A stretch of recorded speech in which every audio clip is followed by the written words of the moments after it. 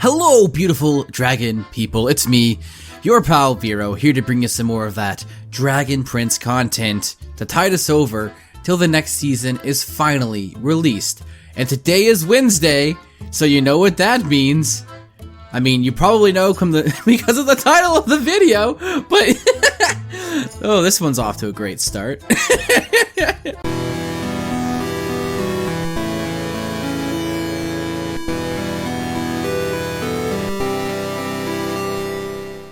It's Wiki Wednesdays, a new series where I'm going to be going through the Dragon Prince Wiki and mining it for little tidbits of information that we may not already know. So last week we were looking at the timeline and we looked at everything that was going on before the show.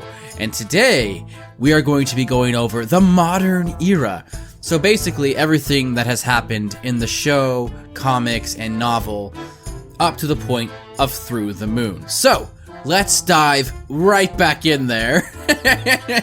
We'll go over some information, we'll have some laughs, we'll have some fun, and maybe at the end of it we might learn something we didn't know, something from a Q&A that we didn't watch, or a little paragraph in one of the books that you didn't read. You never know, maybe we'll find something. I'm hoping to find some good stuff. Modern Era 20 to Tenbz.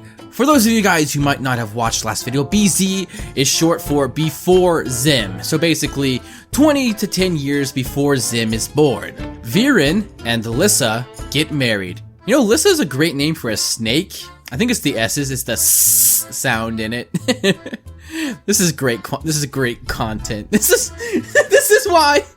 is why there's almost 2,000 of you guys watching these, because I bring you the great content about how Lissa would be a good name for a snake because of the S sound. Sarai and an unknown man get married. Could it be Erebos? No. Soren is born.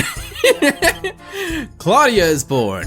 Rayla is born, and Callum is also born. 𝐷𝐴VZANDUM and 𝐬𝐵A become parents to an unhatched egg.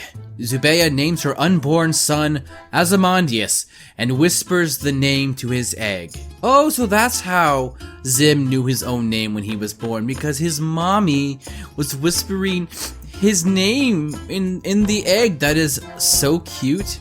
Has anybody made fan art of that yet? Because that's some great fan art idea right there. 𝐬𝐵A saying the name to an egg. That's perfect. 8 elves, including 𝐀𝐧𝐝 and Lane and Hindir, are chosen to serve the honorable duty of becoming members of the Dragon Guard and to protect the egg of the Dragon Prince. Rayla is taken in by Runan and Ithari and begins her training as an assassin.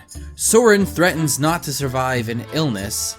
Give me the Toith I won, or I swear to God I'll let this disease take me.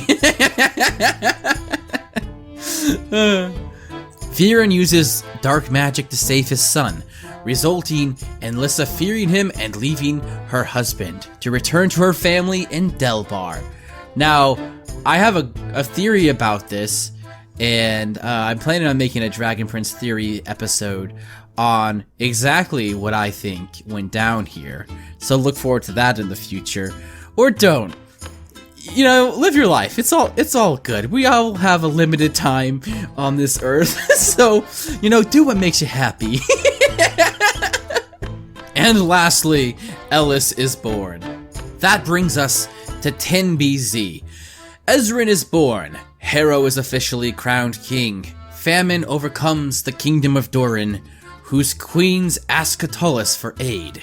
An expedition to Xadia to retrieve the heart of a magma titan results in the deaths of Queen Sarai and Queen Annika at the hands of 𝐷𝐴VZANDUM. The heart of the titan allows Durin to thrive and overcome the threat of famine.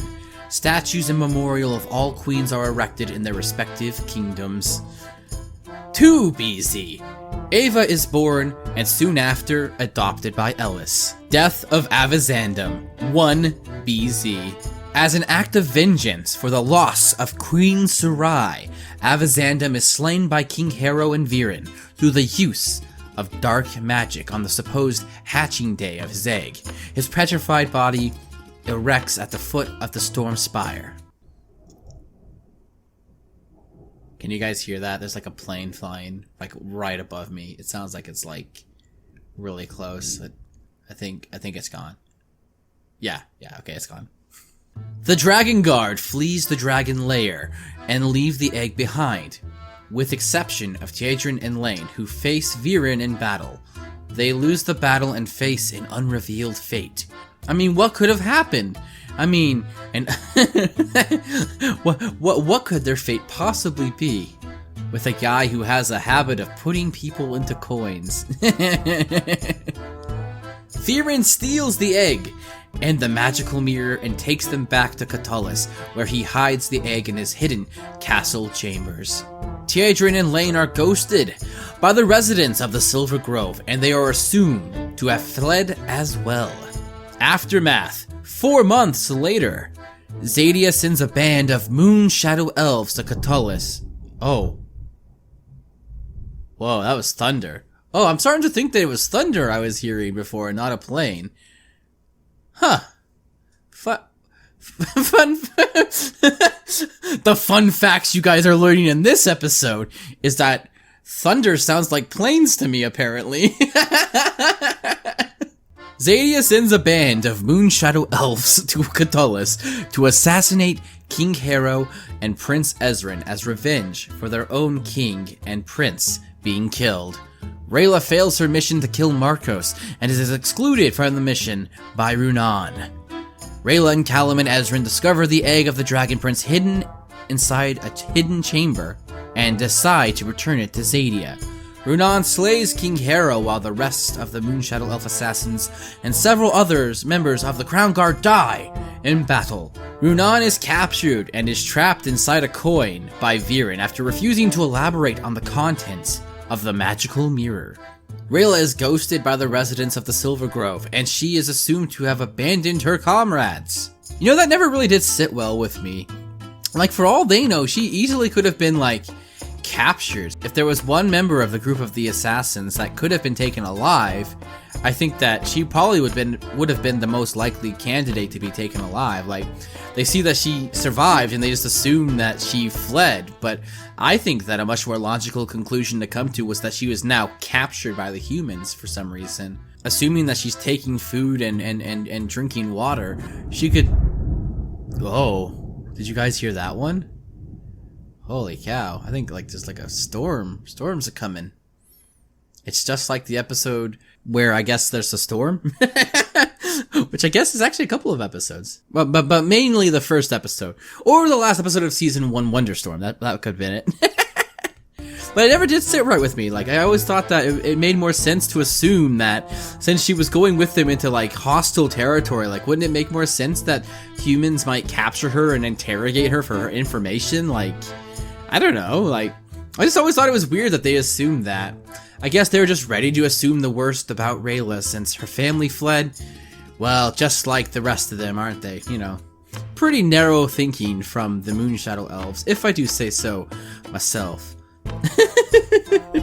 Returning Ozymandias, 𝐁𝐴. Ozymandias is hatched from his egg inside a storm on top of the cursed caldera. Catullus' outpost at the border is compromised by a group of Sunfire elves led by Janae. Or Janae? I feel like I've said it right 10,000 times, and now I just said it wrong, and now I don't know which pronunciation was supposed to be the right one. General Amaya is taken hostage by the Sunfire Elves after destroying the breach. Fifi dies from exhaustion after delivering 𝐁𝐴𝐵𝐿 to 𝐷𝐸𝐴 and leaves behind...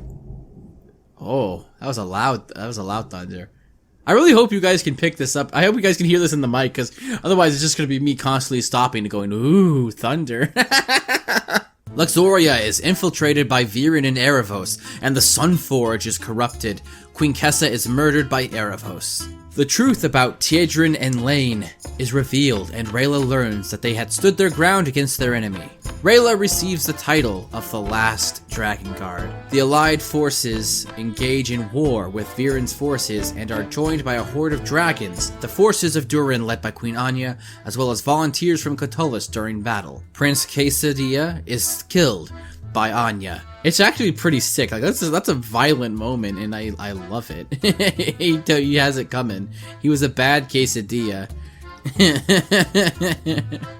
And the battle turns in favor for the allies. 𝐉𝐸𝐴𝐻 dies after being pushed off the pinnacle of the Storm Spire while attempting to absorb Ozymandias' essence with the help of Erebos. He is resurrected by Claudia through the use of dark magic. Erebos' caterpillar enters the metamorphosis inside a large cocoon. The allied forces reign victorious over 𝐉𝐸𝐴𝐻's forces, and Zubeia awakens from her slumber, welcoming her son back into her life. 𝐅𝐿RIN retakes his rightful place as the king of Catullus. A new era of peace between elves and humans begins. Fifi is reborn through a ritual at the Moon Nexus. The Moon Hinge is temporarily reactivated by Callum and Rayla to confirm that 𝐉𝐸𝐴𝐻 is still alive, and Callum turns 15 years old. I feel like there's kind of like one final really important thing that they left off the list here, though. They should add that that Rayla left the group. I feel like that should be probably like the most important thing, like plot-wise, to kind of put in here, because that's kind of come right into season 4. That's going to be kind of important. Alrighty, guys. Well, that was today's video. Did you learn anything? I learned that planes and thunder sound exactly the same, apparently. As always, though, thank you guys so much for watching. If you liked the video, well, why not click that like button? You know, it sends a sign to YouTube to bless me by showing the videos to more people. So that would be great. You know, I would love to have the whole Dragon Prince community all together here on YouTube. And maybe subscribe and become part of the beautiful Dragon People community. It's the best community on YouTube. It's probably the only community on YouTube. I haven't checked, but I mean that sounds about right. I'm off to rewatch The Dragon Prince, and I'll see ya.